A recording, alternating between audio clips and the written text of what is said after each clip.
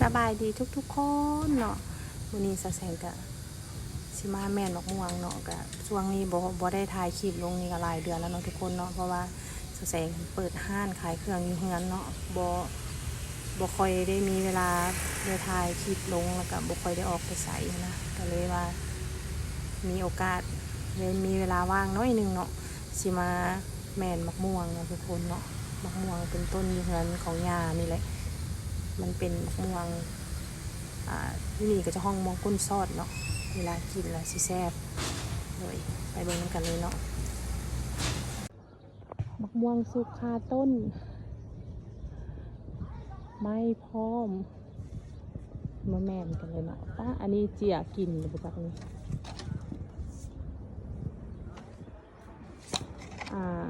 เจียเจาะแล้วเนาะกินบ่ได้แล้วหน่วยนี้หรือว่าเป็นกินอยู่บ่มันแตกแล้วเนาะมะม่วงสุกคาต้นแซ่บๆเด้อมะม่วงอันนั้นเขาอยู่สูงคนเนาะซุกบักกะลายอยู่สูงเกินไป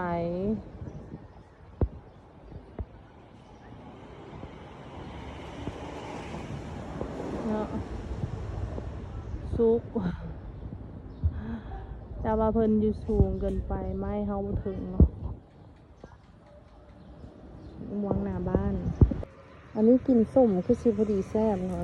มันมะม่วงอันนี้แซ่บเลยเนาะเอาซ้ำนี้พอก่อนเอาลงเวลาเดี๋ยวมันสิบ่แซ่บอันนี้พอดีมันบ่มักสุกหลายเนาะสุกหลายมันเละอันนี้เปิดแฟตนะทุกคนตอนนี้ก็ค่ำแล้วเนาะกระแสงก็